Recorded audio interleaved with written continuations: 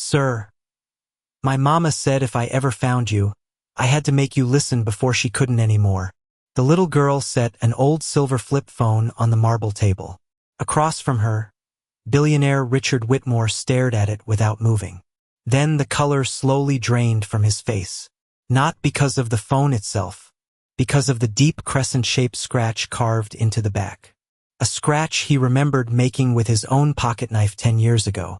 At that moment, the room became so quiet that even the ice settling in his whiskey glass sounded loud. 12 hours earlier, rain clouds hung low over Manhattan, turning the glass walls of Whitmore Tower into mirrors of gray steel and blurred city lights. The lobby smelled faintly of polished stone, expensive cologne, and fresh coffee from a private cafe near the elevators. People in tailored suits crossed the marble floor without looking up. No one noticed the little black girl standing near the reception desk. Zoe Carter looked too small for the space around her. Her coat was worn thin at the elbows. One sneaker had a strip of silver tape wrapped around the side where the sole had started to separate. In both hands, she held an old flip phone as carefully as if it were made of glass. The receptionist noticed her eventually. "Sweetheart, are you lost?" Zoe shook her head. "No, ma'am." "Are you here with someone?" "No, ma'am." The woman offered a polite smile, already halfway distracted by her computer screen. "Then you can't stay here." Zoe glanced toward the private elevators. "I need to see Mr. Whitmore." The receptionist blinked.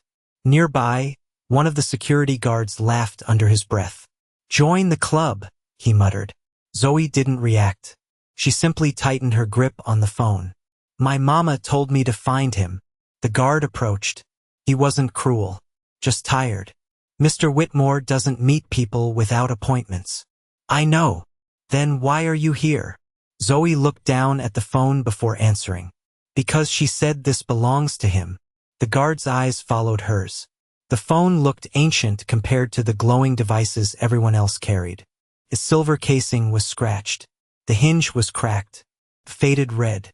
Cord was tied around one corner. It looked like something rescued from a junk drawer years ago. "Kid," the guard said gently, "nobody's coming down for an old phone." Zoe nodded once. "Maybe." Then she added, "But he will if he remembers her." Before the guard could respond, movement rippled through the lobby. Conversations lowered. Heads turned.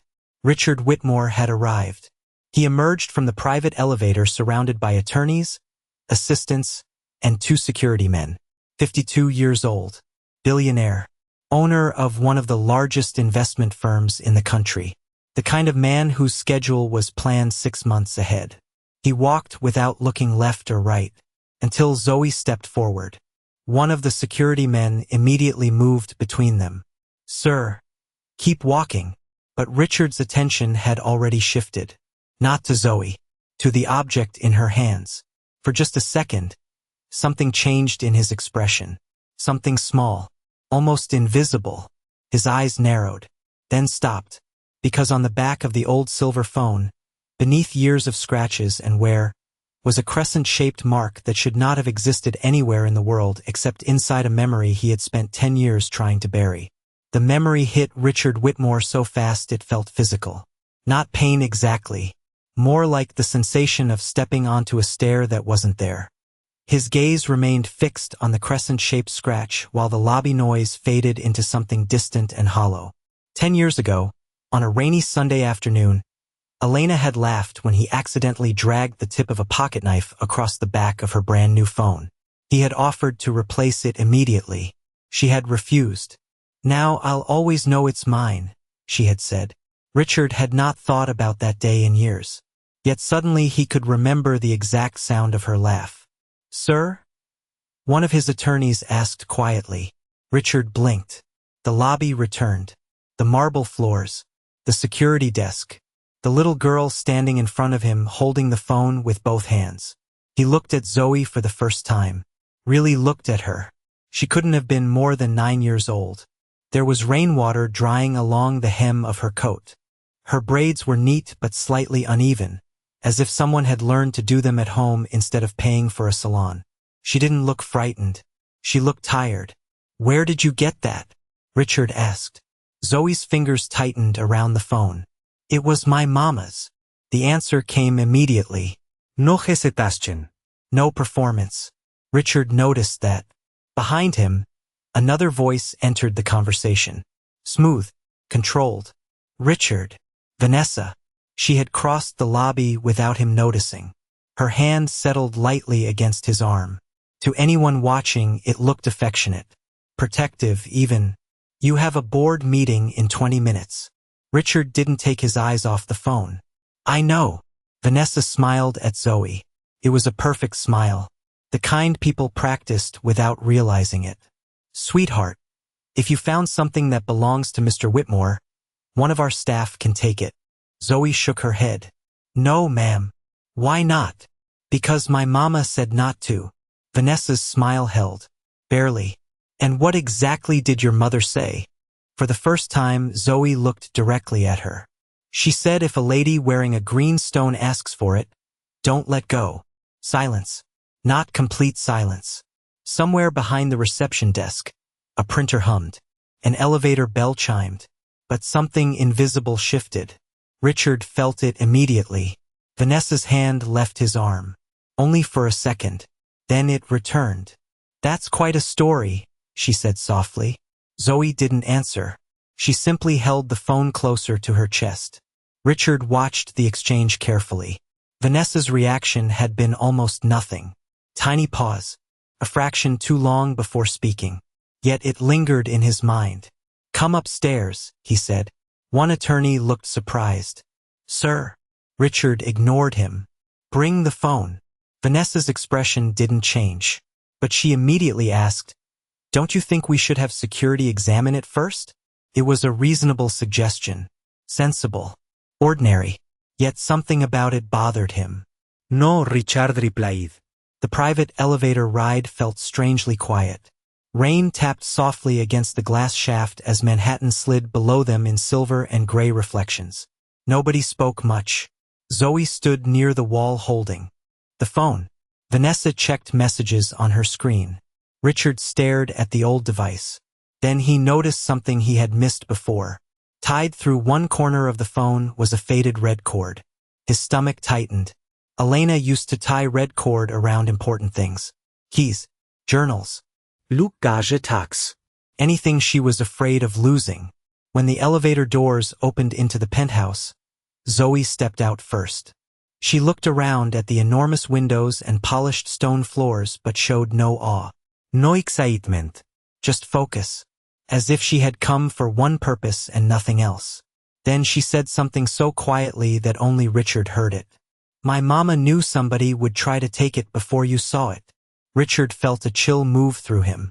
Because attached beneath the red cord, almost hidden against the silver casing, was a tiny folded piece of paper. And written on the outside, in faded blue ink, were 3 words. For Richard only. Richard stared at the folded note for several seconds before reaching for it. The paper looked fragile, yellowed around the edges, the way receipts looked after years in a drawer. Zoe immediately took one small step forward. Careful, she said. It tears easy. Her voice was quiet, but it stopped him. Richard looked at her. Most children would have been intimidated standing inside a penthouse overlooking Manhattan. Zoe wasn't. Nervous, yes. Tired, certainly. But not intimidated. She was protecting the note. That mattered. Slowly, Richard unfolded it. The handwriting hit him before the words did. Elena's handwriting. He knew it instantly. Not because it was beautiful, but because she always crossed her lowercase t's too high. It was a habit he used to tease her about. The note contained only a few lines. Richard, if you're reading this, something happened to the messages. I kept trying. I don't know which ones reached you. Don't trust what looks official. His jaw tightened. Below the message was a date. He looked at it twice. Then a third time. Vanessa moved closer. What does it say? Richard folded the note halfway. Nothing important. It was the first lie he had told in hours. He wasn't sure why he said it.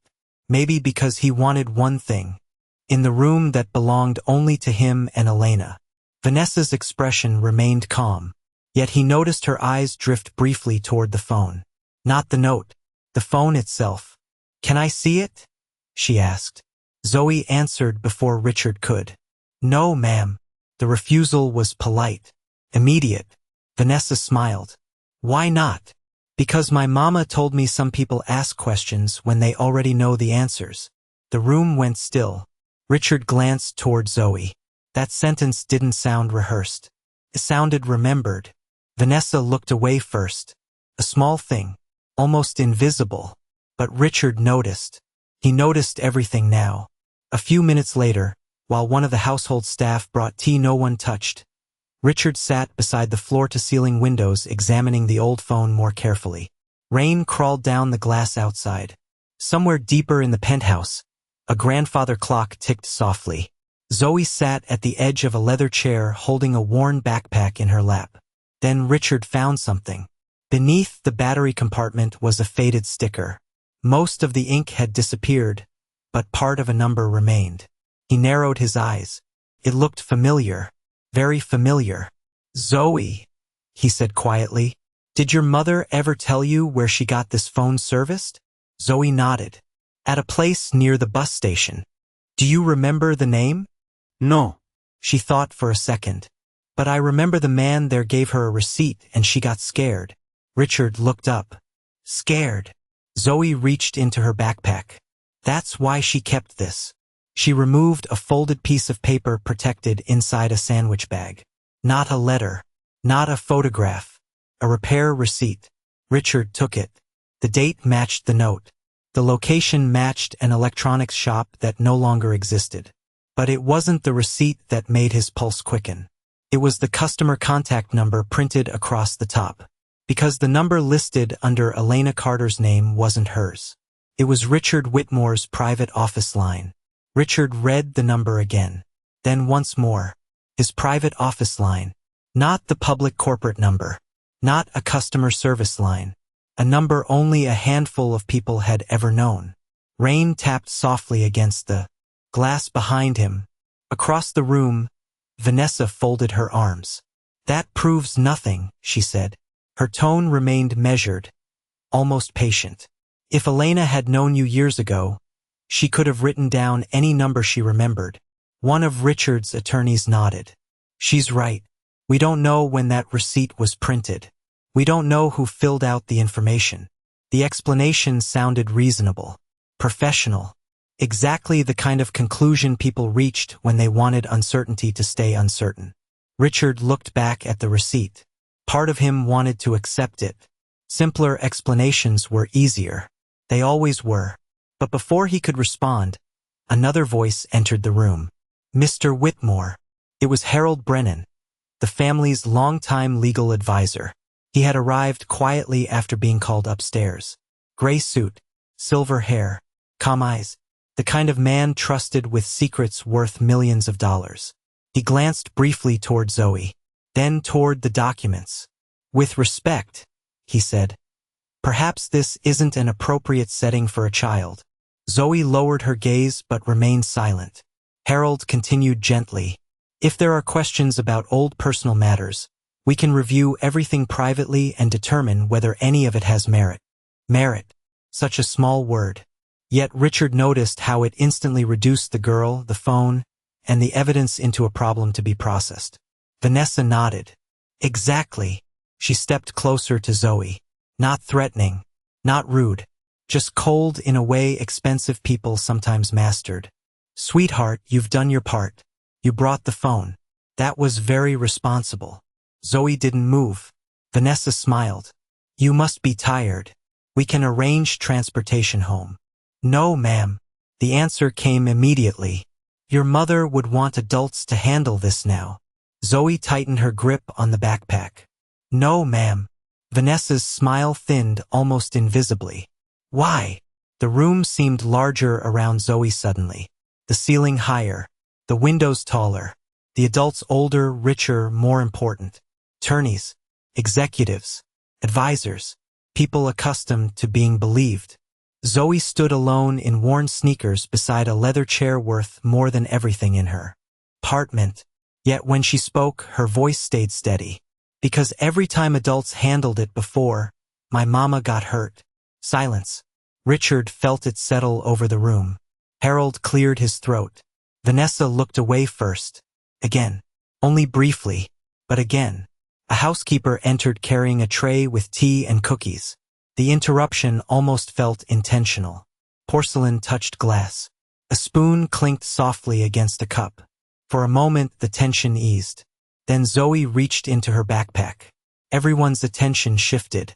She pulled out a small spiral notebook. The cover was bent. One corner stained. A child's notebook. Nothing threatening. "What's that?" Richard asked. Mama's reminders. Zoe opened it carefully. Most pages contained grocery lists, medication schedules, bus routes. Ordinary things.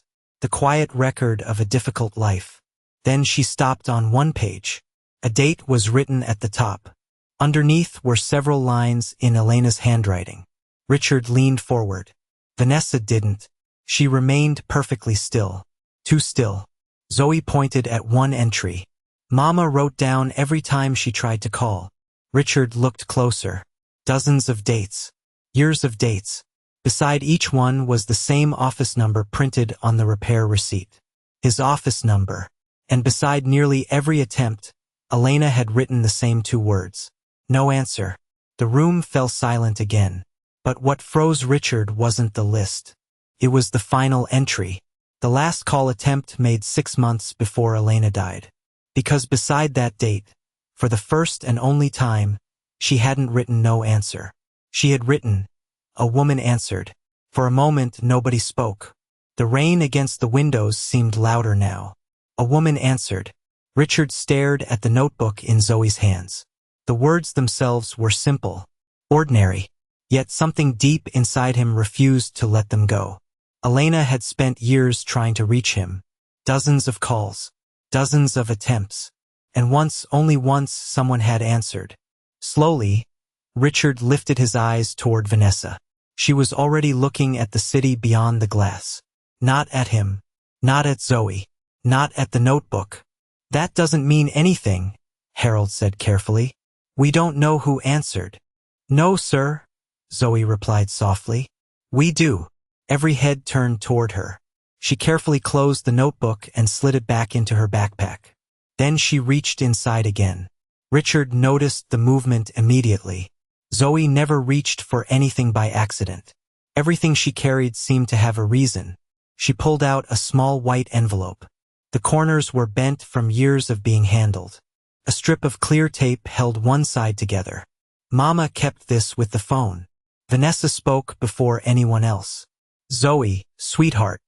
Maybe that's enough for tonight." The little girl looked at her. "My mama said somebody would say that." Vanessa's expression remained composed. Yet Richard saw her fingers tighten around her own wrist.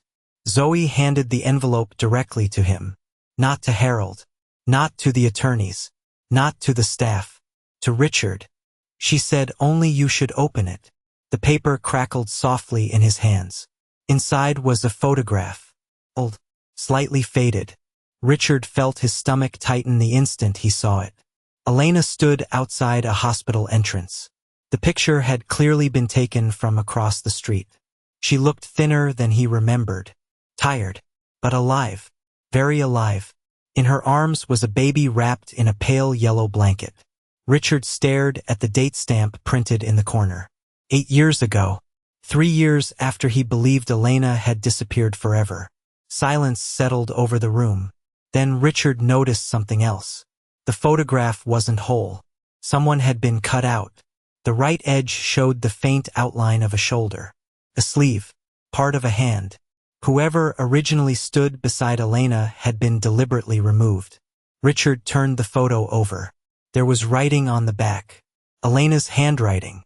"If anything happens to me, look at the hospital bracelet." Richard's pulse quickened.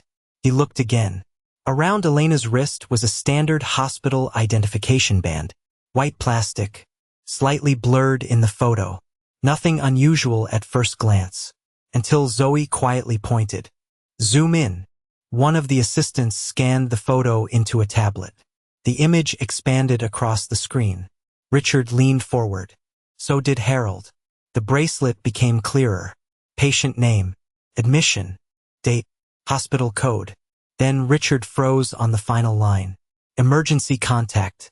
His own private office number. The same number from the repair receipt. The same number from Elena's notebook. The same number she had apparently been using for years. Richard felt something shift inside him. Not certainty. Something worse.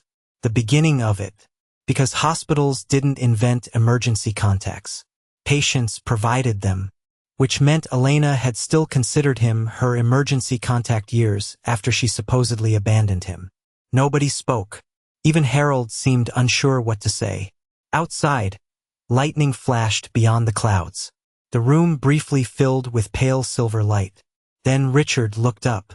Slowly, quietly, toward Vanessa. Because for the first time in 10 years, he found himself wondering a question he had never once asked before. Not whether Elena had lied to him, but who had benefited if she hadn't. Nobody challenged the question out loud. They didn't have to. It lingered in the room on its own. Who had benefited if Elena never abandoned him? Richard set the photograph down carefully. Not because he was convinced. Not yet. But because the possibility had become impossible to ignore. Vanessa crossed the room and rested a hand lightly on the back of a chair. Richard, she said gently. It's getting late. You've had a long day. The concern sounded genuine. Familiar. The kind of concern he had trusted for years. Richard nodded once. You're right. Vanessa seemed relieved by the answer. That was exactly what Richard wanted her to feel. 20 minutes later, the penthouse had quieted. Most of the attorneys had left. Harold returned to his office. The rain continued against the glass walls, softer now. In the kitchen, a dishwasher hummed steadily. Somewhere in the distance, a television played low enough that only fragments of dialogue drifted through the hallway. Zoe sat at the breakfast counter eating half a grilled cheese sandwich one of the house staff had prepared. She ate slowly, carefully, as if wasting food was something she had learned never to do. Richard watched her from across the room. Do you know why your mother kept all of this? He asked. Zoe swallowed. Before answering. Because people kept telling her nobody would believe her. Richard looked down at the photograph again. Did she want money? Zoe shook her head immediately. No. Did she want me to find her? The little girl thought for a second. She wanted you to know she didn't leave. The answer landed harder than Richard expected. Not because it sounded dramatic. Because it didn't. It sounded simple. Honest. The kind of thing someone would say after carrying the same hurt for years. Richard rose from his chair and walked toward his office. Once the door closed, his expression changed. Not dramatically. Just enough. He picked up his private phone and called someone whose loyalty he had trusted for almost 2 decades. Mark. Richard. I need a favor. What kind of favor? Richard stared at the hospital photograph. I need archived records. A pause. How old? 10 years. Another pause. That far back. Everything connected to Elena Carter. Silence followed. Then Mark answered. I'll start tonight. Richard lowered his voice. And don't put the request through the normal channels. Understood. He ended the call and immediately opened another file. His old executive contact logs. Most had been digitized years ago. Few people ever looked at them anymore. Richard searched the private office number from the receipt. Hundreds of calls appeared. Most routine. Most meaningless. Then he found something strange. Very strange. Over a period of nearly 3 years, dozens of incoming calls had been logged from the same area code Elena lived in. Every one of them had been marked as screened before reaching him. Richard frowned. He clicked deeper. Screened by executive assistant authorization. The authorization belonged to one employee, a woman named Claire Benson. Claire had resigned years ago. Vanessa had personally recommended her replacement. Richard sat very still. Then he opened another file. Personnel records. Claire's resignation paperwork appeared. The date made him freeze. Claire had resigned exactly 4 days after the final call attempt written in Elena's notebook. Richard leaned back slowly. Rain tapped softly against the office windows. The dishwasher clicked off in the kitchen. The silence afterward felt louder than the noise had. He stared at the screen. For years he had remembered Claire as unreliable, emotional, unprofessional. Those weren't his words originally. They had come from someone else's opinion, someone he trusted. Richard looked toward the office door where the faint reflection of the penthouse lights shimmered in the glass. Then he looked back at the resignation file and noticed a note attached at the bottom. Exit interview declined. Employee requested private meeting with executive. Meeting never scheduled. And for the first time, Richard realized he might not have spent 10 years being betrayed by Elena. He might have spent 10 years believing the wrong person. The next afternoon, the rain had stopped, but the city still looked washed in gray. Richard spent most of the morning saying almost nothing. Meetings continued. Calls were answered. Executives came and went. To everyone around him, he appeared exactly the same. That was what made him dangerous. By 3 o'clock, Vanessa had begun relaxing again. She saw no accusations. No confrontations. No sudden investigations. Richard hadn't even mentioned Elena's name, which was precisely what he wanted. Zoe sat quietly in a corner of the private conference room, drawing on a yellow legal pad one of the assistants had given her. Every few minutes she glanced toward the old phone resting on the polished walnut table. Richard noticed. "What are you looking at?" he asked. Zoe shrugged. "The light." Richard followed her gaze. A tiny charging indicator blinked faintly on the phone. Nothing unusual. Then Zoe added, "Mama used to say it blinked like that when it was trying to find something." Richard looked at the device a second longer than necessary. Trying to find something. The words stayed with him. At 4 o'clock, Mark arrived carrying a sealed envelope. He placed it on the table without comment. The envelope remained unopened for nearly 10 minutes. Nobody touched it. Not Richard. Not Mark. Not Zoe. Across the room, Vanessa watched it with practiced indifference. Yet Richard noticed she had stopped checking her phone. Finally, Richard slid the envelope open. Inside were archived phone records recovered from a backup server. Thousands of entries, most meaningless. But Mark had highlighted a small group in yellow. Incoming calls. Elena's area code. Screened before reaching Richard. Richard read the dates. Then he asked a seemingly casual question. "Vanessa." She looked up immediately. "Yes. Do you remember Claire Benson?" Her expression didn't change. "Your old assistant?" "That's right." Richard nodded slowly. "You always thought she was dishonest." "I did." "Why?" Vanessa gave a small laugh. "Richard, that was years ago. Humor me." The room felt colder suddenly. Vanessa crossed one leg over the other. She lied about small things. Missed deadlines. Personal problems. You know how it was. Richard nodded as if satisfied. Then he turned to Zoe. "What was the date on the last notebook entry?" Zoe didn't hesitate. "October 14th. Richard looked back down at the records. October 14th. The final call Elena logged. Then he looked at Vanessa again. "Interesting. What is?" Richard's voice remained calm. "Claire resigned on October 18th. For the first time, Vanessa's smile arrived half a second late. Tiny. Almost invisible. But everyone saw it. Even Mark. Nobody said anything. The conference room fell silent except for the low hum of the ventilation system. Then Zoe spoke. "Can I ask something?" Richard nodded. "Go ahead." She pointed toward the old phone. "If nobody wanted Mama to talk to you." She paused. "Why didn't they just throw the phone away?" No one answered immediately. The question sounded simple, childlike, yet it struck the room with surprising force. Richard looked down at the device, then toward the highlighted records, then toward the photograph. Suddenly he understood something. Whoever had been controlling the situation never believed the evidence would survive. They thought time would destroy it, that poverty would destroy it, that Elena would eventually stop keeping records. They had underestimated her, and they had underestimated Zoe. A soft vibration broke the silence. Every head turned. The old phone had lit up. Not with a call.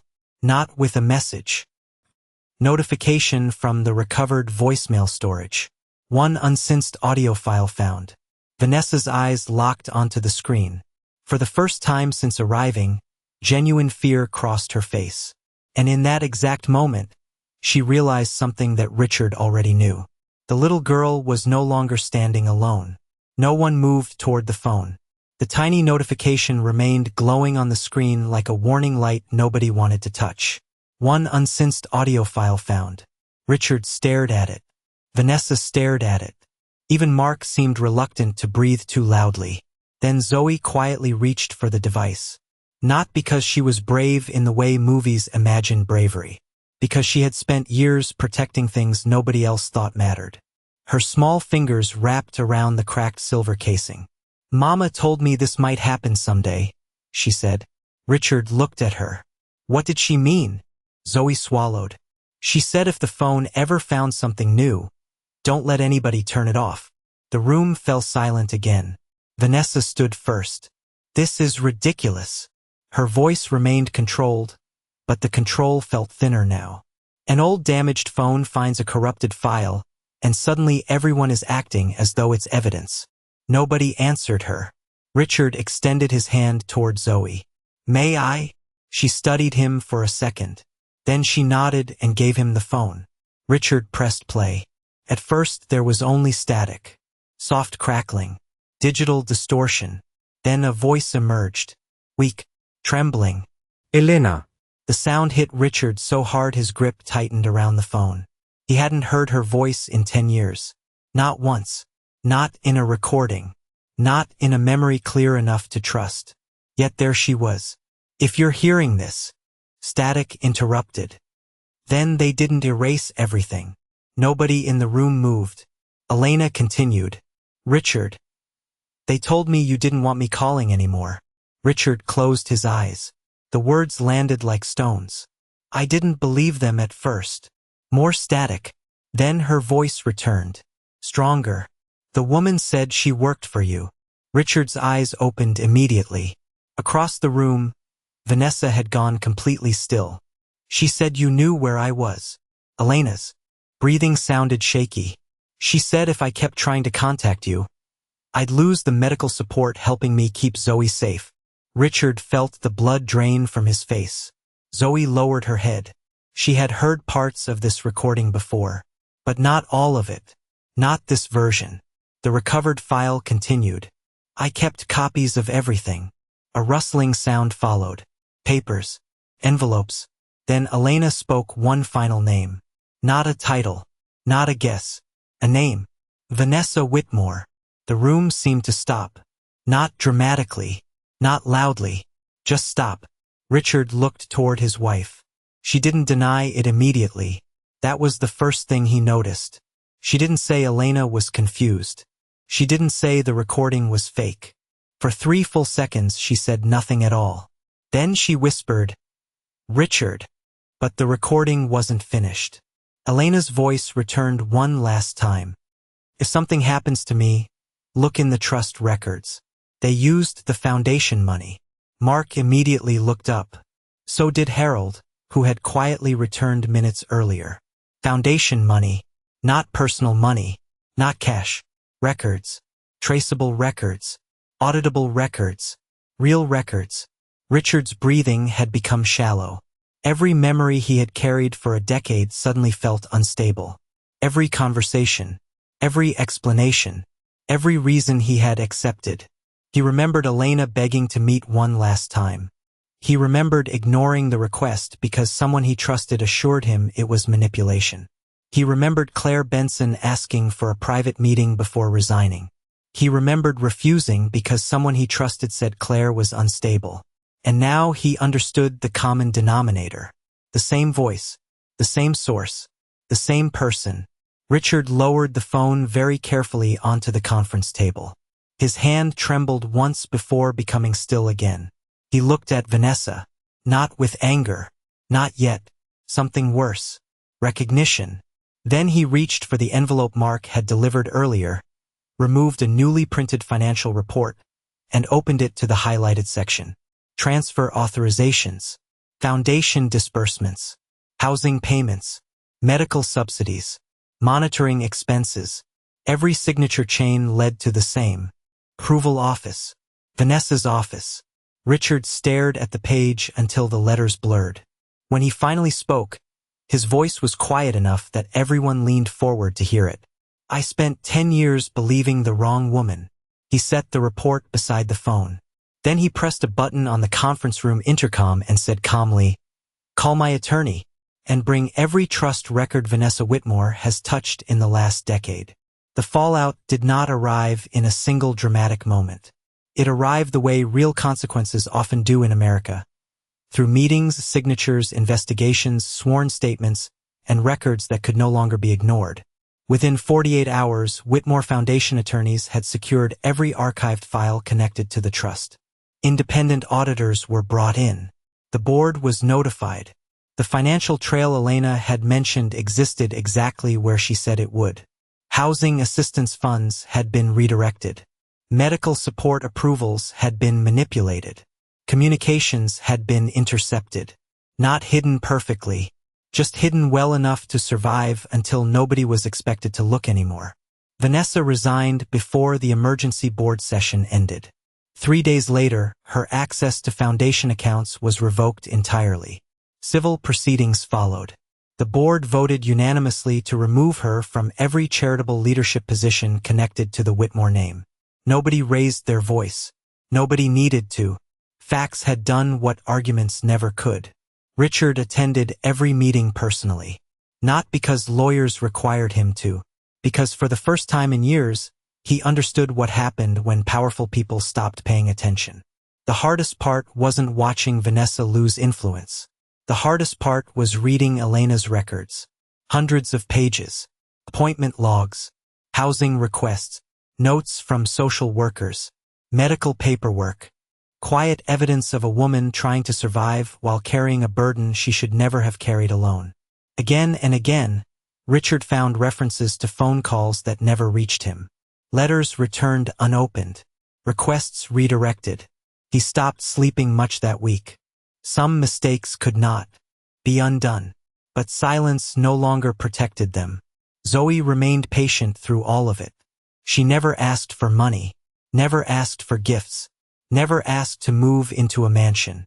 When one attorney carefully explained that the foundation wanted to provide support, Zoe asked only one question. Will people stop saying Mama lied? The room had gone quiet. Richard answered himself. Yes, and this time he made sure it was true. Elena Carter's name was formally cleared in foundation records. A public statement acknowledged the interference that had prevented her communications from reaching Richard. Legal advocates were assigned to help protect Zoe's interests. Her housing situation was stabilized.